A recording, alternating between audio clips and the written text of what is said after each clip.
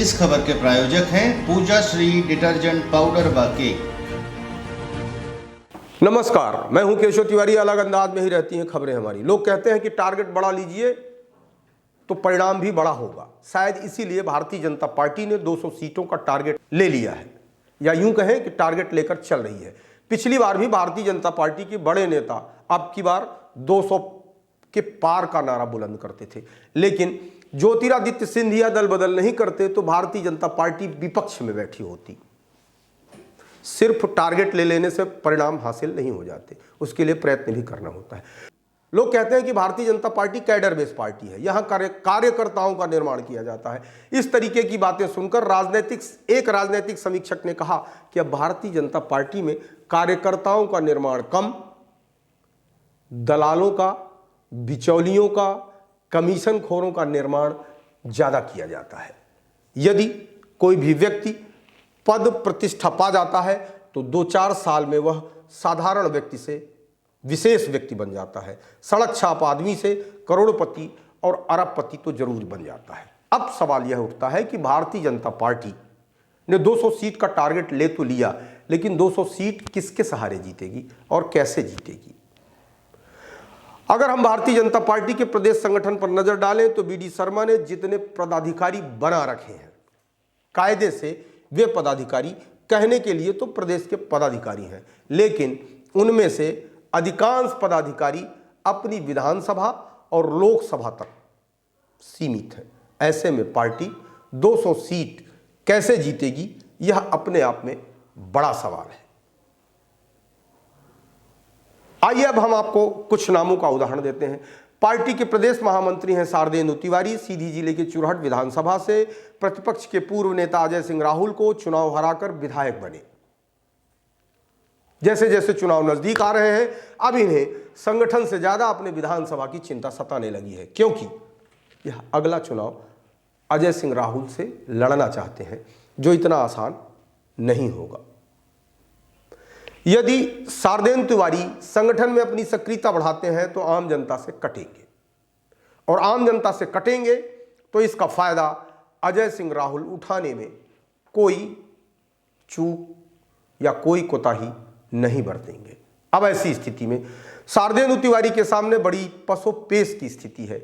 यदि विधानसभा का चुनाव लड़ना है तो उन्हें प्रदेश महामंत्री पद छोड़ना होगा, क्योंकि अभी हाल ही में भाजपा के प्रदेश प्रभारी मुरलीधर राव ने स्पष्ट तौर पर यह कह दिया है कि जो व्यक्ति प्रवास नहीं करते, जो व्यक्ति काम नहीं करते, जो व्यक्ति संगठन को समय नहीं देते, वे पद छोड़ दें। इसी तरह रीवा संभाग के प्रभारी रणवीर सिंह रावत विधानसभा चुनाव लड़ने की इच्छा रखते हैं। विधानसभा चुनाव लड़ने के कारण रीवा संभाग को पर्याप्त समय नहीं दे पाते।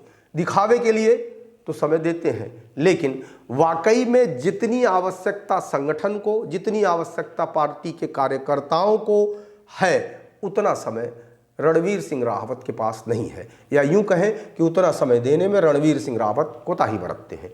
विंध्य के अंदर भारतीय जनता पार्टी कागजों में भले मजबूत दिखाई दे रही हो, लेकिन 2023 के चुनाव परिणामों में या 2023 के चुनाव में भारतीय जनता पार्टी की हालत बहुत अच्छी नहीं रहने वाली, ऐसा राजनीतिक समीक्षकों का कहना है। भारतीय जनता पार्टी की राज्यसभा सदस्य कविता पाटीदार भी महत्वपूर्ण पदाधिकारी हैं। पहले कविता पाटीदार भोपाल संभाग की प्रभारी थी। इनकी भूमिका सिर्फ भोपाल मुख्यालय तक ही सीमित थी। भोपाल के मैदानी इलाकों में इन्होंने कभी दौरा नहीं किया। भोपाल के मैदानी इलाकों से ये परिचित नहीं है। भोपाल के मैदानी कार्यकर्ताओं से इन्होंने कभी कोई संपर्क नहीं किया। इसी कमी को देखते हुए भाजपा के संगठन ने इन्हें जबलपुर का प्रभार दे दिया, लेकिन जबलपुर के स्थानीय लोगों का कहना है कि कविता पाटीदार नियमित रूप से जबलपुर मुख्यालय का भी प्रवास नहीं करती। इसके अलावा भाजपा में एक महामंत्री हैं हरिशंकर खटीक, जो चंबल के प्रभारी हैं। इनके साथ भी शारदेंदु तिवारी वाली स्थिति है। हरिशंकर खटीक जतारा से विधायक हैं, दोबारा भी विधानसभा का चुनाव लड़ना है। यदि संगठन को समय देते हैं तो क्षेत्र की जनता को समय नहीं दे पाएंगे। ऐसे में यदि हरिशंकर खटीक जतारा की जनता से कटने पाए तो चुनावी मैदान में उन्हें भी मुश्किलों का सामना करना पड़ेगा। यह तो मैंने आपको कुछ नाम नमूने के तौर पर बताए हैं, लेकिन कमोबेश यही स्थिति न सिर्फ पूरे संगठन की है बल्कि भारतीय जनता पार्टी के अन्य अनुसांगिक संगठनों एवं अन्य मोर्चों की भी यही स्थिति है, या अन्य मोर्चा का भी यही आलम है। न युवा मोर्चा में कहीं कोई दम नजर आता है, न महिला मोर्चा में कहीं कोई दम नजर आता है। हम पूरे प्रदेश की बात नहीं करते, हम सतना की ही बात कर लें तो जब से सौभाग्य केसरी युवा मोर्चा के अध्यक्ष बने हैं तब से जिले के अंदर भारतीय जनता युवा मोर्चा ने कोई उल्लेखनीय सफलता प्राप्त नहीं की, न ही कोई उल्लेखनीय कार्यक्रम किया। युवा मोर्चा भी कागजों में मजबूत दिखाई देने वाला संगठन बनकर रह गया है। हाँ, इतना जरूर हुआ है कि युवा मोर्चा के अध्यक्ष सौभाग्य केसरी की सटोरियों के साथ फोटो जरूर वायरल होने लगी हैं। इतना काम युवा मोर्चा ने जरूर किया है। आपको हमारी खबरें कैसी लगती हैं? आप हमारे कमेंट बॉक्स में आके कमेंट कर सकते हैं, लाइक कर सकते हैं, शेयर कर सकते हैं।